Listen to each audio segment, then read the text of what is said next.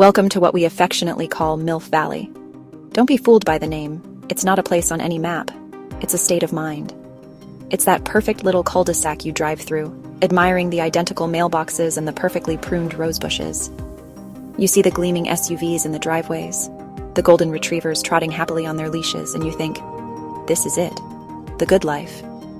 And in a way, it is. But life here isn't just about PTA meetings and organic farmers markets. It's about what happens after the kids are dropped off at soccer practice and the last casserole dish has been returned. It's a world where appearances are everything and secrets are the local currency. The women of the valley are a special breed. They are masters of the domestic arts, yes, but they are also queens of a hidden kingdom. Think of them as suburban royalty, each reigning over her own meticulously decorated castle. Their days are a carefully choreographed dance of school runs, Pilates classes, and trips to Whole Foods. They glide through the aisles, filling their carts with kale and quinoa, all while texting in their private group chat, The Nest. The conversation isn't about gluten-free recipes or carpool schedules. No, darling.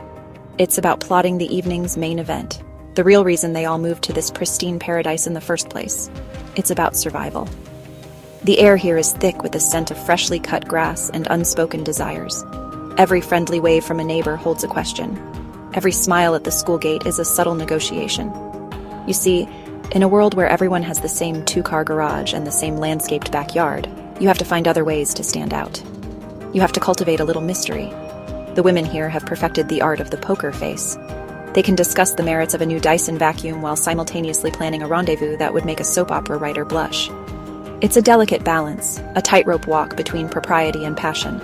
And what a beautiful stage it is for this drama. The streets are lined with majestic oak trees. The houses, with their welcoming front porches and big bay windows, look like something out of a storybook. But we all know that the most interesting stories aren't the ones told in the light. They are the ones that unfold behind closed doors, whispered in hushed tones over a second or third glass of Chardonnay. So come on in, take a look around. In MILF Valley, the lawns are perfect, the smiles are bright, and the secrets are even more delicious. Just be careful what you ask. You might just get an answer. Every Wednesday, it's Brenda's turn to host. The invitation, sent via a chic digital card, will announce a sparkling jewelry and skincare soiree. The husbands will see it and think, great, another pyramid scheme party. They couldn't be more wrong. The only pyramid scheme happening here is the intricate social hierarchy these women have built. The jewelry is just a prop, a flimsy excuse to gather the troops. The real business of the evening is far more intoxicating than any anti-aging serum. The moment the front door closes, the performance begins. The first hour is for show-polite chatter, admiring a new necklace, and nibbling on brie. As the sun sets, casting long shadows across the perfect patio, the charade melts away. The skincare samples are pushed to the side of the marble countertop, forgotten next to the untouched crudités. The real tonics come out, not for the face, but for the soul. The talk turns from summer vacation plans to much more intimate territories. Confessions are the main course on tonight's menu. One mom might detail a flirtatious exchange with the handsome new tennis coach. Another might lament the distinct lack of passion in her otherwise picture-perfect marriage. It's a therapy session fueled by expensive wine and the shared understanding that this room is a vault. These gatherings are the lifeblood of the valley. They are where alliances are formed and information is traded. It's not about selling products. It's about selling fantasies and unloading burdens. They dissect their lives with the precision of surgeons, laying bare the anxieties that hide beneath their Lululemon leggings. They talk about feeling invisible, about the pressure to be the perfect wife, the perfect mother, the perfect everything. Here, in this circle of trust, they can be imperfect. They can be messy. They can be gloriously, unapologetically human. It's a sacred ritual, a weekly baptism in a river of rose. And the humor is as dry as the Sauvignon Blanc they're pouring. They joke about their book club that hasn't discussed a book in 3 years, or the charity committee whose only charitable act is donating their empty wine bottles to the recycling bin. They laugh about the absurdity of it all. The relentless pursuit of a flawless life that feels, at times, like a gilded cage. But beneath the laughter is a deep bond. These women are more than just neighbors. They are co-conspirators in the grand, beautiful, and sometimes maddening experiment that is modern suburban life. They are each other's lifeline. When the last of the Chardonnay has been poured and the confessions have run their course, the evening sometimes takes a turn. Someone might pull a small, chic vape pen from her designer handbag. "Just a little something to take the edge off," she'll say with a wink. Suddenly, the pristine living room feels less like a showroom and more like a VIP lounge. The air, once scented with Jo Malone candles, now carries a sweeter, more herbaceous note. The laughter gets a little louder. The conversation's a little more free-spirited. This is the part of the night that never makes it to the Instagram stories. It's not always about substances. Sometimes the wild side is simply about rebellion. It's about cranking up the music they loved in college, the kind with loud guitars and angsty lyrics, and dancing around the kitchen island like no one is watching. Because for these few precious hours, no one is. They shed the skin of Mrs. Thompson or Max's mom, and remember the girls they used to be, the ones with dreams that didn't involve coordinating throw pillows. They act out, they get silly, they do all the things they're not supposed to do in their multi-million-dollar homes. These moments are a necessary release valve. The pressure to maintain the suburban ideal is immense. It's a full-time job with no salary and very little thanks. So they create their own little pockets of chaos in an otherwise orderly world. It's a way of reclaiming a piece of themselves.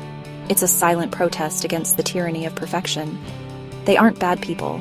They are just people, pushing back against the constraints of the perfect life they worked so hard to build. It's a paradox they live with every single day, and they navigate it with a little help from their friends. The secrets are layered like a perfectly made tiramisu. On the surface, it's a skincare party. Beneath that, it's a gossip session. And beneath that, it's a clandestine club for the quietly discontented. It's where they can admit that sometimes they want to trade their sensible minivan for a 2-seater convertible and just drive. These nights are their joyride. A brief, exhilarating escape before they have to wake up the next morning, put on their yoga pants, and resume their roles as the flawless matriarchs of MILF Valley, with no one the wiser. And where are the husbands while all this is going on? Don't you worry about them. They have their own rituals. While the women are testing new eye creams, the men gather in a souped-up basement man cave down the street. It's a sanctuary of leather recliners, giant flat-screen TVs, and a beer fridge that's always fully stocked. They call it poker night, but very few cards are actually played. The main event is a sacred rite of passage, complaining about their lawn care services and boasting about their latest stock market wins.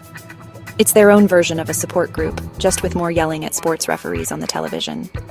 Their conversations are a mirror image of their wives, just with a different vocabulary.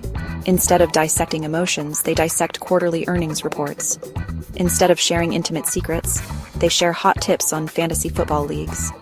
There's a quiet, unspoken agreement among them.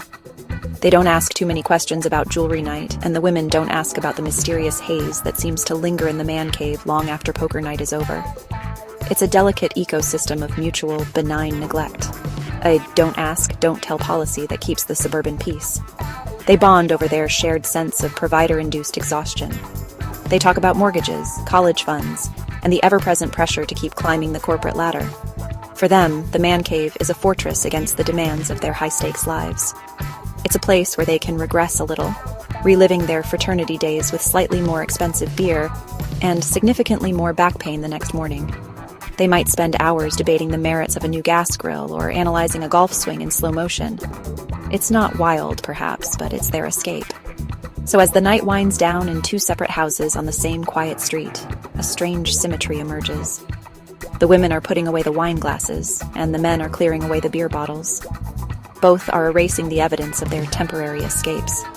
They will meet back in their own homes, exchange tired pleasantries, and slip back into their roles. And you have to wonder, as you look at these perfect houses under the soft glow of the streetlights, what other secrets are being kept? What stories are hiding behind every drawn curtain and every closed door in this quiet, unassuming valley?